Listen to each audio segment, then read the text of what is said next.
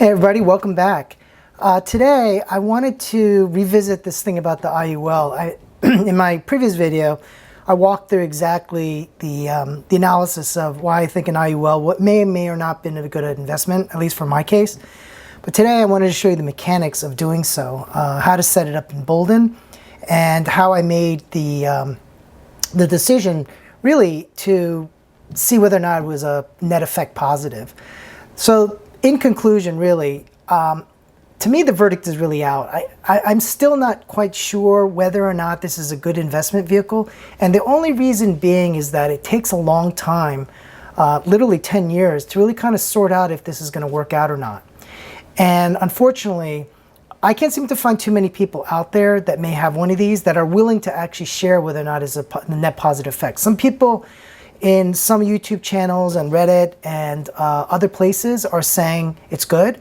I've seen a lot of bad comments, but the major takeaway, it seems like, and this is true even for mutual funds as well, is that even though there's an expense ratio, the problem with an IUL is that it doesn't seem to be super transparent. So, for example, there's a gentleman, I can't remember his name on YouTube, but he tends to purport a lot about IULs. And he's explaining that even though the net returns are less, for example, if the S&P 500 is returning 15, but your IUL is capped at 10, with the expenses netted into it, you would net 9, as opposed to, say, for example, if it was 10, let's say, for example, the S&P, you netted 15, you could actually have a 2% expense ratio. That's not the case because I haven't seen that at Vanguard. It's like a 10 basis points or something or other. So I don't know what he really means by that, but other than that, I think what he's saying is that you would probably only have a 1% set of fees on a 10% return.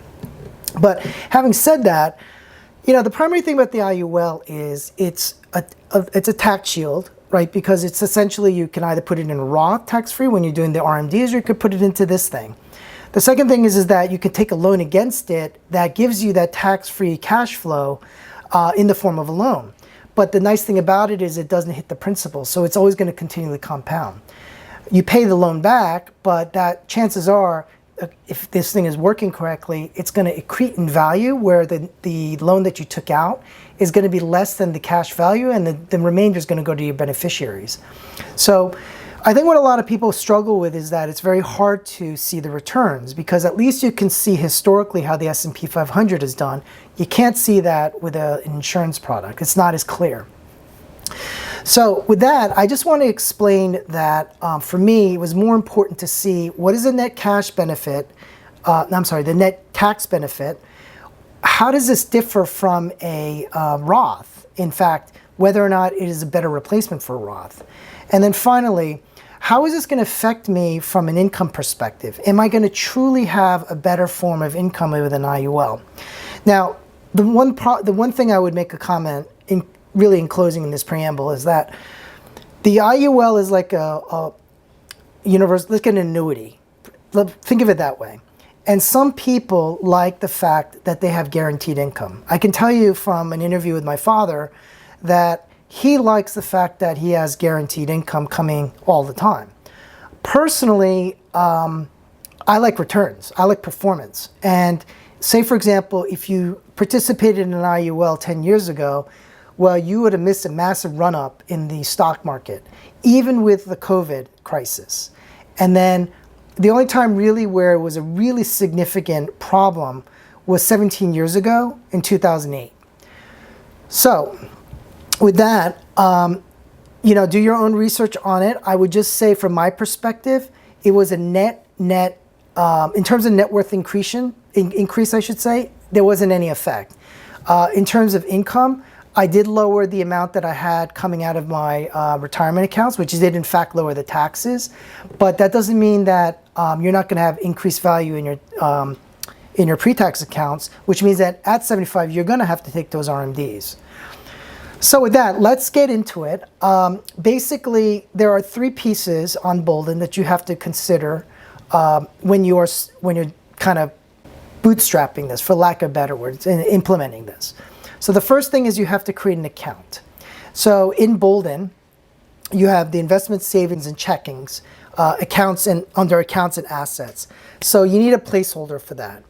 And in the Boldin system, you set up your capital gains as opposed to ordinary income. That's how you're going to be treated from a tax perspective. It's very important because ordinary income is taxed at your marginal tax rate at that year, obviously, and capital gains is taxed at whatever the tax law is, and chances are these are not going to be short-term gains, so they'll be long-term gains. So that's very, very important to consider. The second thing then you have to consider is money flows. So in my case, and I'll give you an example of the one that I was given, I was told that I have to fund this for 10 years. Now this is purely an example. I don't know if this is actually how it is contractually because I didn't get into the contract of doing one yet. But according to the model that my financial planner gave me, it's 10 years. So I told him I would like to fund an IUL for $470,000. So that means $47,000 a year for 10 years. So in Boldin, you have a nice feature of doing transfers because obviously you're going to have to take money from a pre-tax account, put that into the IUL, and that has to be an event where it's taxable that year. But then from that year forward, you're increasing the value in the Boldin in the IUL account. So that's important to note because that's when you're not getting any kind of returns yet on the IUL until you state when you want to get those returns. So the next step would be setting up a pension. And that's a nice thing in Boldin. They actually have some facilities where they segregate, for example, equity, fixed income products, and insurance products. And there's a nice feature in here of an annuity and a pension. So an IUL, in my opinion, is like a self-funded pension. It's an annuity, but in a different way. You're getting monies through a series of cash flows. The other thing about the pension is that pensions have a survivor benefit clause in it, which in Boldin already models for you so that it's a non-taxable event, and it actually states that on the account, as you see here, and 100% of whatever is in the death benefit or the survivor benefit goes into your beneficiaries tax-free. So those are the three pieces that you have to set up. And then finally from there, you're going to want to look at how that income is going to accrete in value. So in my case, I'm funding 10 years out of the, in this scenario. And the model that I was given shows me some kind of cash benefit amount, but I wanted to see it on my portfolio. I wanted to see it in my life.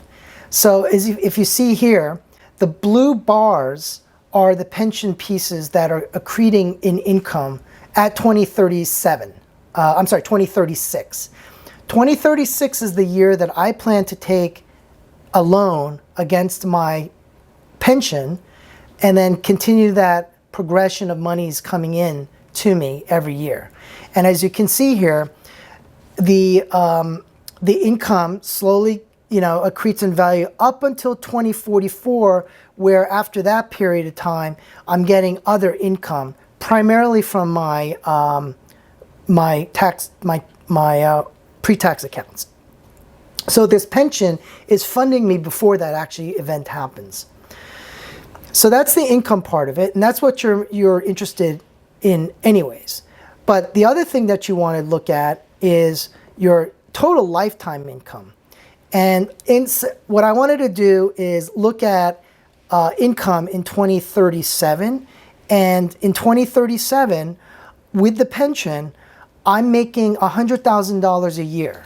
And what that means is now I'm reducing less, putting less pressure on other accounts. Such as my Social Security will remain the same, but I'm putting less pressure on savings drawdowns from other areas, which is primarily the Roth or the pre-tax income accounts. So finally, then, taxes, most important thing, right? So in taxes, at 2037, that's the year that I'm taking the first income stream from the IUL. And according to Boldin, it's saying that I'm going to owe $20,000 in taxes for that year. Contrast that with a IUL plan, which is my baseline scenario. In 2037, I'd pay $46,000 a year. Now, if you look at the two graphs, they are both kind of trending downwards. However, if you look at the first year, the IUL, if I look at here, the IUL is doing better in taxes than if I were to use the pre-tax accounts. That's a massive deal because since you're drawing down from the IUL as opposed to these other accounts and you've taken monies already out of your pre-tax accounts, you're going to pay probably a lot less taxes going forward. So that to me is the primary takeaway about it. Now, again, this is a model. It's not reality. And that's what concerns me a little bit about some of these things. And the main takeaway I would stress to you is it's very hard to figure out what this is going to look like because you have to wait 10 years. And I think that's one of the primary things that people struggle with, is that it's very hard to put your arms around or your head around the fact that you have to wait 10 years and just see what happens. Nobody has that faith.